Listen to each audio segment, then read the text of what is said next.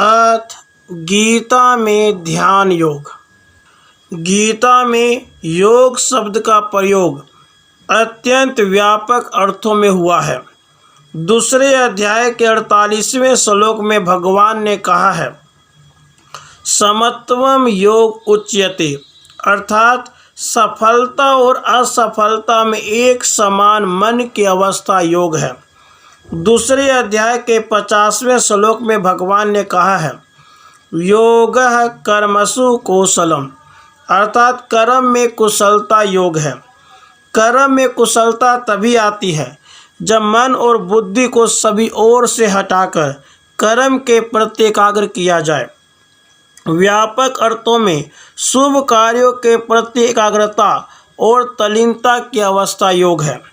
एक इष्ट के प्रति पूर्णतः समर्पित होना भक्ति योग है। कर्म में तल्लीन होकर फल की इच्छा त्याग देना कर्म योग है। अध्ययन मनन में निराकार ब्रह्म में मन और बुद्धि को एकाग्र करना ज्ञान योग है। बाहरी विषयों से मन और बुद्धि को हटाकर अपने भीतर की आत्मा की ओर उन्मुख होना ध्यान योग है। ध्यान योग गीता के 6 अध्याय का मुख्य विषय है। फिर भी गीता में अन्य अनेक स्थानों पर ध्यान योग का प्रसंग आता है। गीता के 5वें अध्याय के इन श्लोकों से ध्यान योग का विषय आरंभ हो जाता है। सपर्शान कृत्वा बहिर्बायांश चक्षुश्चैवान्तरे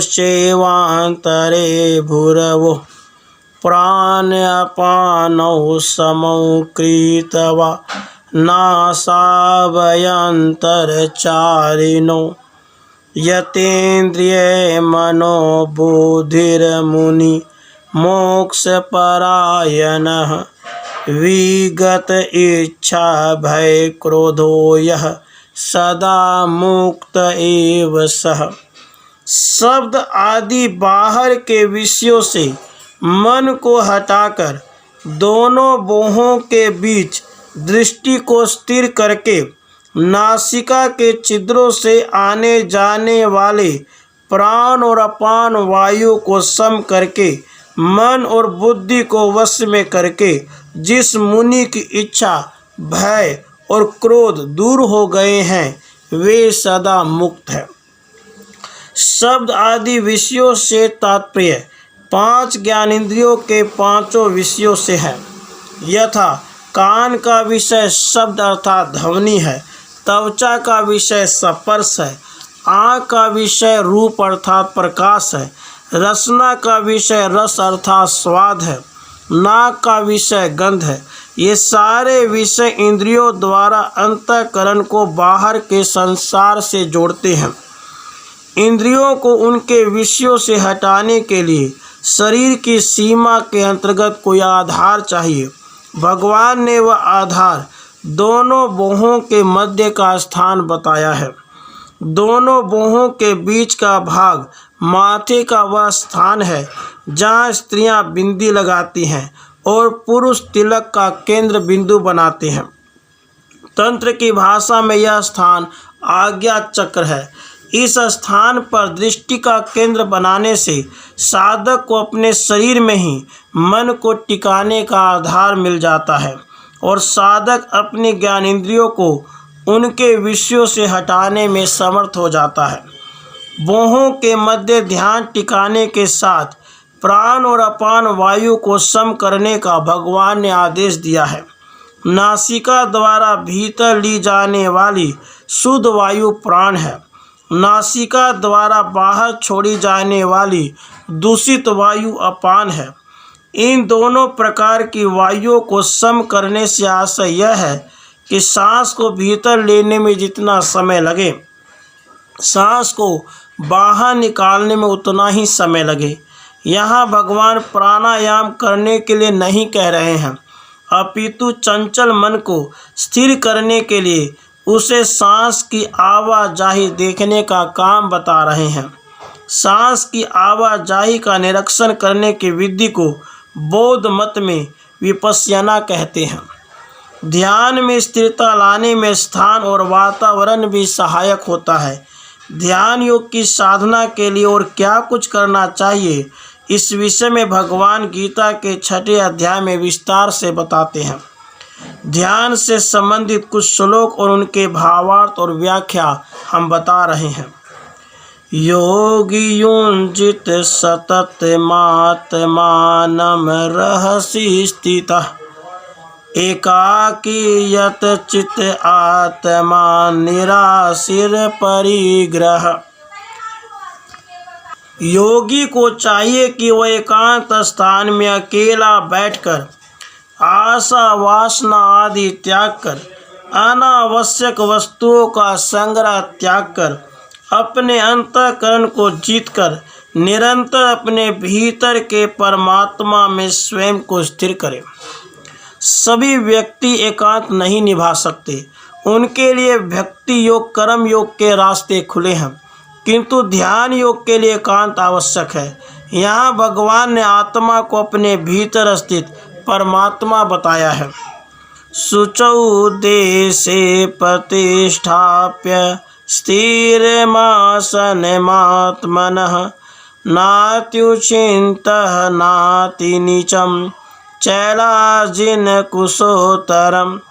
शुद्ध स्थान पर जो न बहुत ऊंचा हो न बहुत नीचा हो, वहाँ पहले कुशा, उस पर मृगछाल और सबसे ऊपर वस्त्र बिछाकर अपने लिए स्थिर आसन की स्थापना करें। आसन इतना सख्त हो कि अधिक देर तक बैठने से पैर टांगे दुखने लगे, न इतना मुलायम हो कि बैठने से आलस्य घेर ले। शुद्ध स्थान से शुद्ध विचारों का संबंध होता है। अति नीचे के स्थान पर चींटी आदि कीड़ों का भय होता है। कृषा, मृगछाल और कपड़ा बिछोने से धरती की नमी, ठंडक, गर्मी व्यक्ति तक नहीं पहुंचती। यह सब विवरण भगवान ने इसलिए दिया है कि ध्यान में एकाग्र होने के लिए आसन का विशेष महत्व है। यदि आसन कष्टकर हो, दुर्गंध युक्त हो, तो ध्यान कष्ट और दुर्गंध की ओर बार बार जाता है और एकाग्रता में बाधा आती है। जिस समय भगवान ने आदेश दिया था, उस समय वन व्यापक थे और वन में विचरण करने वाले मृग आदि पशु पर्याप्त संख्या में होते थे। आज की स्थिति में वन सीमित हो गए हैं और मृग आदि पशुओं का शिकार वर्जित है। ऐसी दशा में मृगछाल का विकल्प अन्य वस्तुएं हो सकती हैं। भगवान के आदेश का आशय यही समझना चाहिए कि आसन स्थिर और सुखद हो, न अधिक कोमल हो, न अधिक सख्त, न अधिक गर्म हो, न अधिक ठंडा हो। तत्र एकाग्रम मनः कृत्वा यत चितेन्द्रियः क्रियः उपविश्यासने युञ्जयोद्योगमात्मविशुद्धये। आसन पर बैठकर मन और इंद्रियों को अपने वश में करके एकाग्रचित होकर अपने अंतःकरण की शुद्धि के लिए योगाभ्यास करें। आत्मा में स्थिर होने के लिए सबसे पहले अंतःकरण की शुद्धि आवश्यक है। पतंजलि जी ने मन की शुद्धि के लिए 5 यमों का पालन करना बताया है। वो 5 यम है: अहिंसा, सत्य, चोरी न करना, ब्रह्मचर्य अर्थात इंद्रियों का संयम तथा अपरिग्रह अर्थात संचय वृत्ति का त्याग। पतंजलि जी ने जिन्हें यम कहा है, गौतम बुद्ध ने उन्हें पंचशील कहा है। अगले 2 श्लोकों में ध्यान योग के लिए भगवान बैठने की मुद्रा बताते हैं। समंकाय शिरो गिर्वं धारयन् चलं स्थिरः संप्रेक्ष्य नासिका अग्रम शवं दिशस्वानवलोकयन् प्रशांत आत्मा विगत भी ब्रह्मचारी वर्ते स्थितः मनः संयम्यमचितौ युक्त आसित मत परः। धड़, सिर और गर्दन को सीधा और अचल रख के स्थिर बैठे। अपनी नासिका के अग्रभाग पर दृष्टि रखकर इधर उधर न देखे। अंतःकरण को शांत करके ब्रह्मचर्य निभाते हुए भय रहित होकर मुझ में चित्त लगाकर मुझे ही सर्वस्व मानकर मुझ में स्थित होवे। टांगों से ऊपर कंधे तक का भाग धड़ कहलाता है।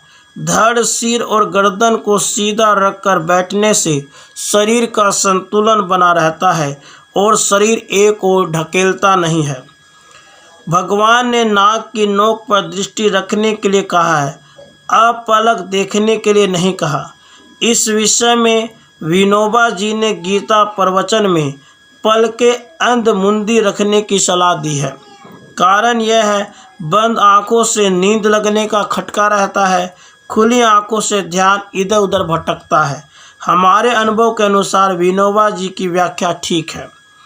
5वें अध्याय के अंतिम भाग में भगवान ने दोनों भुवों के बीच दृष्टि रखकर प्राण और अपान वायु को सम रखने का निर्देश दिया है। इससे आज्ञा चक्र जागृत होता है।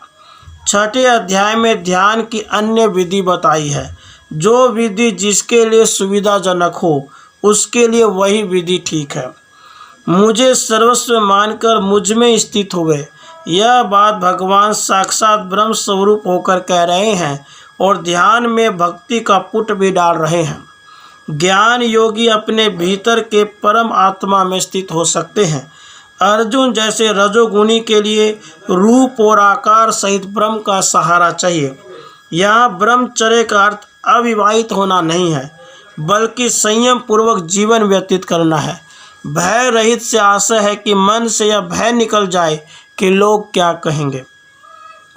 युञ्जनेवं सदा आत्मनं योगी नियतमानसः शान्तिमनिर्वाण परमां मत्संस्थामधिगच्छति।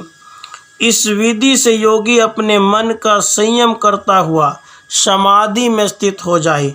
ऐसा योगी निर्वाण रूपी व परम शांति प्राप्त कर लेता है जो मुझे प्राप्त है। संतुलन आवश्यक है। नात्ययस्नतस्तु योगो अस्ति न चैकान्त मनस्तनतः न चाति स्वप्नशीलस्य जाग्रतो नैव च अर्जुन। हे अर्जुन, जो अधिक भोजन करता है अथवा एकदम भूखा रहता है, जो अति निद्रा करता है अथवा जागता रहता है, ऐसा ध्यान योग की साधना पूरी नहीं होती।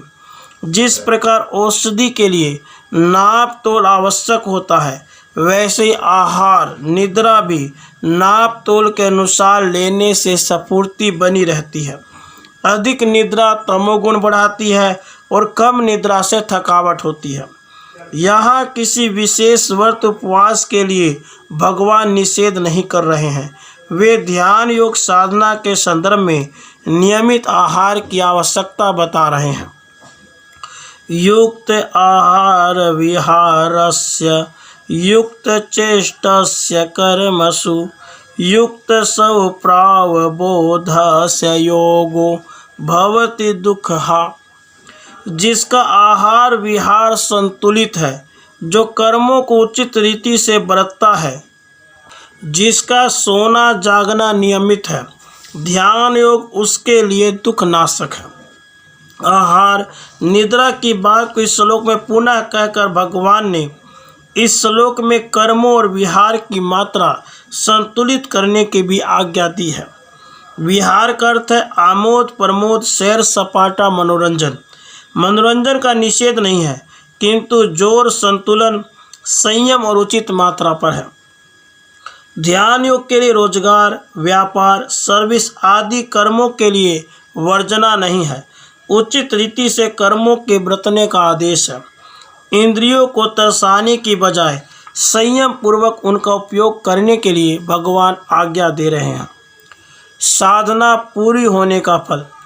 यदा विनियतं चित्त आत्मनेव वातिष्ठते निःस्पृह सर्वकामे भयो युक्त इति उच्यते तदा।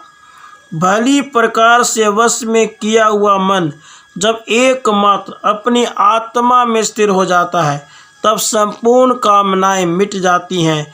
ऐसी स्थिति आने पर साधक योग की उच्चता प्राप्त कर लेता है। यथा दीपो निवातस्थो नेंगते सोपमा समृता योगिनो यत चित्तस्य युञ्जतो योगम आत्मनः। जिस प्रकार वायु रहित स्थान में रखे दीपक की लौ झिलमिलाती नहीं है, वैसे ही अपने भीतर के परमात्मा में स्थित योगी के चित्त की निश्चल दशा हो जाती है।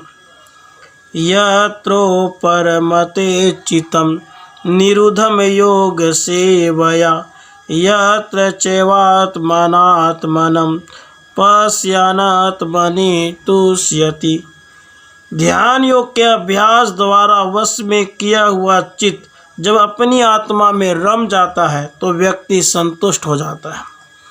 सुखम आंतितकम यतद बुद्धि ग्राह्यमतीन्द्रियं वेति यत्र न चैवायं स्थित चलति तत्वतः। यह संतोष इंद्रियों द्वारा भोगे जाने वाला नहीं है, यह वह सुख है जो बुद्धि द्वारा ग्रहण किया जाता है। एक बार इस सुख का अनुभव होने के उपरांत योगी अन्य किसी सुख के लिए विचलित नहीं होता।